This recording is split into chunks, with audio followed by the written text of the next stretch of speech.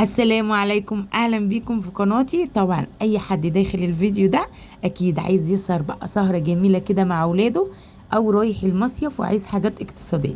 بجد انا عندي يعني كم مشروب بقى وحاجات كده جميلة تعمليها في المصيف، هتوفر عليكي وهتعمل قعدة وجو ممتاز جدا. اهم حاجة بس ما تنسينيش بقى في اللايك الجميل والاشتراك. اول حاجة معايا المشروب طبعا ايه التحفة جدا، اللي هو الليمون بالنعناع. طبعا جامد جدا وسعره حلو. بجيب النعناع كده وبقرطفه، بعين اللي هي العنقود بتاعه، واغسله كويس جدا واروح بقى منشفاه. اهم حاجة نشفه بقى، افرده على فوطة كده بتاعت مطبخ تكون نظيفة، وهيبقى زي الفل معاكي.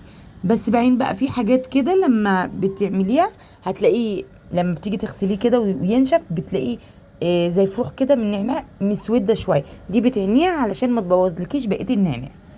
شايفين هو تحفة بصراحة، جميل جدا وريحته فواحة جدا، وهتلاقيه منعش كده ومعاكي وحلو. بس اهم حاجه لما تيجي تحتفظي بيه هتحطي بقى من تحتيه كده فوطه مطبخ او منديل، يعني تحطيه في كيس كده وتروحي حاطه من تحتيه منديل وتحطيه ومن فوقيه منديل. تحفه جدا، هيقعد معاكي اسبوع كامل بنفس الخضار، ما شاء الله مش هيجرى له اي حاجه. هنيجي بقى لتاني حاجه، الليمون تقدري برضو ان انت تحفظيه عشان اوقات بيسود.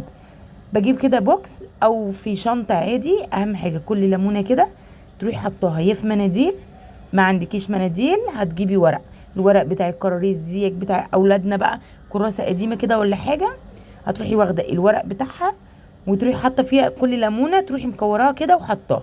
هيقعد معاكي برضو في اسبوع.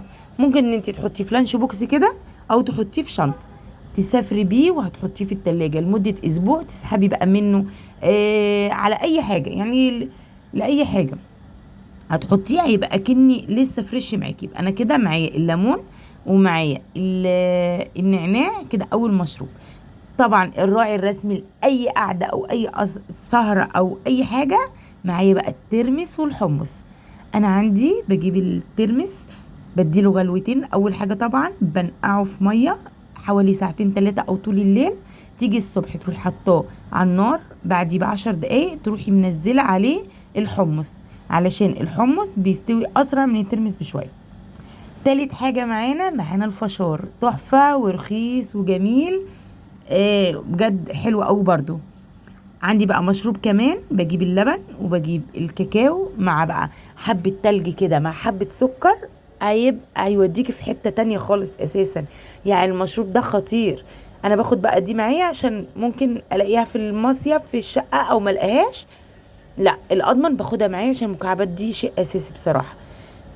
يبقى انا عندي كده مشروبين والترمس والحمص والفشار، كده تحفة جدا. وبرضو الاسعار بتاعتهم هادية، مش هتعوزي ان انت تجيبي حاجة من بره.